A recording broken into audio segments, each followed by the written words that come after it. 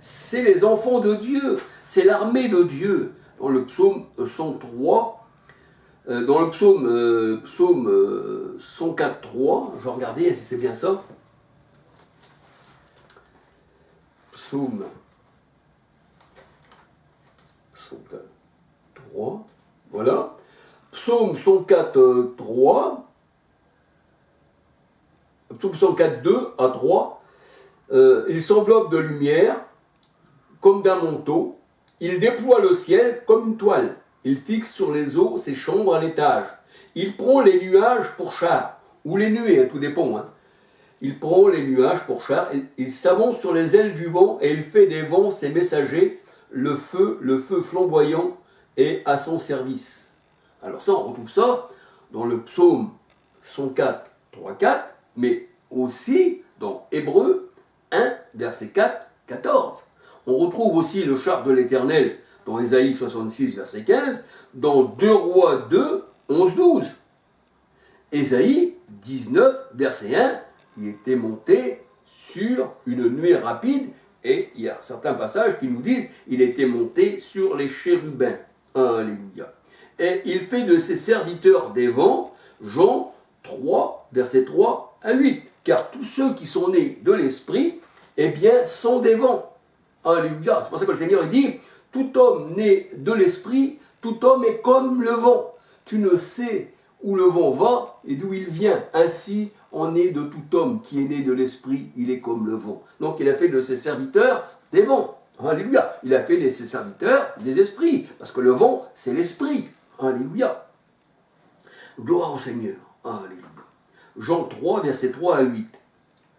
Alors les scribes et les pharisiens disaient au Christ, toi qui es un homme, tu te fais Dieu. Parce que eux, ils avaient tellement l'habitude d'être des hommes et qui se faisaient Dieu eux-mêmes, ils disaient au Christ, le voyant comme un homme, toi qui es un homme, tu te fais Dieu. Mais en réalité, le Christ, il est le premier d'entre ses frères. Je ne parle pas dans la divinité du Christ, là, mais je parle dans son humanité. Il est le premier de ses frères.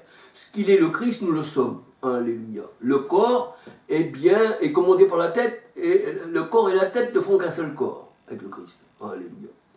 Et là, nous voyons dans la parole de Dieu, toi qui es un homme, tu te fais Dieu. Mais le Seigneur, il dit dans sa parole, qu'à tous ceux qui ont reçu la parole, j'ai dit, voici, vous êtes des dieux. Donc, on a reçu le Christ, la parole, qui a été faite chair, Dieu manifesté dans la chair, qui est le Christ. Nous sommes des dieux avec lui. Alléluia. Et Dieu se tient dans l'assemblée de Dieu. Psaume 82, versets 1 à 6. Alors là, on voit que Matthieu A23, on appelle cet homme, cet enfant, tu lui donneras le nom aussi d'Emmanuel, qui veut dire Dieu avec nous. Là, les pharisiens n'avaient rien compris, ils se fiaient sur les hommes qui se faisaient Dieu. Ils ne comprenaient pas que le Seigneur était Dieu lui-même manifesté dans la chair. Excusez-moi. Excusez-moi, j'étais un peu malade hier et j'ai un peu mal à la gorge, mais ça, c'est rien. Matthieu 23, Éternel, Dieu avec nous. Emmanuel, Dieu avec nous. Ésaïe 9,5, voici cet enfant, eh bien, aura toute la domination, on l'appellera Père éternel, Prince de paix. Et aussi, eh bien, Dieu avec nous, alléluia, puisque c'est le Père. Alléluia. Le Père Tout-Puissant, Apocalypse 1, verset 7. Et là, on disait au Seigneur, eh bien, toi qui es un homme, tu te fais Dieu. Et tes paroles viennent de toi-même. Donc, tous ceux qui se font Dieu, eh bien, leurs paroles viennent d'eux-mêmes. Ça ne vient pas du Seigneur. Jean 10, versets 32, 33, 34, 35, 36. Alors on voit que le Seigneur fait de nous des dieux, comme il a fait pour Moïse. Eh bien, il l'a fait Dieu aussi. Il l'a fait Dieu pour Pharaon. Exode 7, versets 1 à 3. Exode 7, versets 1 à 3. Alléluia. Alors, il n'est pas étonnant que le Dieu véritable, 1 Jean 5, 19, 20, a été manifesté en chair. 1 Timothée 3, 16, 2 Corinthiens 5, 19, car Dieu était en Christ, réconciliant ses élus avec lui-même. Pas le monde, parce que le monde ne l'a jamais connu, les ténèbres ne l'ont pas connu. Et Dieu se tient dans l'assemblée de Dieu, il se tient parmi son corps, parmi son épouse. Psaume 82, versets 1 à 6. On peut dire que le Seigneur nous a donné sa divinité, son identité. Il s'est fait pauvre pour que nous soyons riches. Alléluia. Et la parole de Dieu nous dit, si on est riche, c'est pas de l'argent du monde, mais l'Éternel est ton trésor. Et là où est ton cœur, là sera ton trésor. Si ton cœur est parmi le monde, parmi le matériel, et si le matériel du monde, les richesses du monde, c'est ton trésor, un jour tu disparaîtras avec ton matériel, ton matériel ne te suivra pas dans la tombe, ni tes dollars, ni tes lingots d'or, ni tes pouvoirs terrestres, tout ça, ça ne va pas aller avec toi. Mais si l'Éternel est ton trésor, parce que là où est ton cœur, là sera ton trésor, et c'est de l'abondance du cœur que la bouche parle, si ton cœur est mauvais, qu'il n'est pas circoncis, ce qu'elle nous dit Marc 14 à 23, c'est le Seigneur qui circoncit les cœurs, Romains 2, 27, 28, 29, Colossiens 2, 11, ben, si ton cœur n'est pas circoncis, eh bien, tu n'as aucune richesse avec le Seigneur. Ta richesse matérielle ne te sauvera pas à la fin de tes jours. Que feras-tu à la fin, dit le Seigneur. Alléluia. Mais c'est merveilleux. Alors, le Seigneur est venu étant homme. Philippiens 2, 6, 7. Et cet homme, c'est-à-dire la chair, le corps, eh bien, c'est Dieu qui créa ce corps. Le corps de Yahshua, c'est-à-dire la chair, c'est Dieu qui créa ce corps. Hébreux 10, 4 est né d'une femme. Matthieu 1, 18, 20. La femme, c'est aussi le symbole d'Israël. La femme, c'est le symbole d'Israël, mais c'est aussi le symbole des païens qui sont rentrés dans l'assemblée. Parce que la femme, elle avait 12 étoiles sur la tête. Mais, qu'est-ce qu'il disait le Seigneur à Abraham? Je multiplierai tes enfants comme les étoiles du ciel. Et multiplier les étoiles, ce n'est plus simplement 12 tribus. Ça va au-delà des étoiles. Parce que les étoiles, Apocalypse 1:20, c'est quoi dans la parole de Dieu? Ce sont les anges. Alléluia. Et là, nous voyons déjà 24 vieillards. Les 12 disciples, qui sont aussi des étoiles, qui sont aussi des anges. Et les 12 tribus d'Israël et les 12 apôtres qui font 24 étoiles. Alléluia. Alors c'est vrai que c'est grand, il faut méditer tout ça en fait. Alléluia. Alors la parole de Dieu nous dit que Jésus apparut comme un homme et nous avons un seul médiateur entre Dieu et les hommes, Jésus, homme. Alléluia. Jésus, homme. Il est notre avocat. Alléluia. C'est quelqu'un qui fait un péché, qui branche. Je ne dis pas ce qui vit dans le péché, parce que la parole de Dieu nous dit que on ne vit pas dans le péché, mais on peut brancher. Mais le juste tombe 7 fois, il se relève. Pourquoi te ris-tu de moi, mon ennemi? Si je tombe, si je branche, l'Éternel me tient la main et il me relève. Le juste tombe 7 fois et il se relève. 1 Timothée 2, versets 5-6. Alors on peut dire que le Fils, qu'on appelle Fils, c'est-à-dire Yeshua, qui dit Jésus, eh bien, il est le Fils du Dieu éternel, et non le contraire.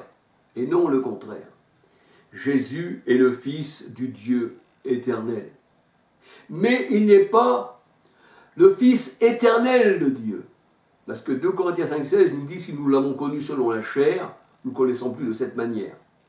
Et nous ne regardons plus aux choses visibles, mais à celles qui sont invisibles. Parce que les choses visibles étaient pour un temps, mais les choses éternelles sont invisibles et elles sont pour toujours.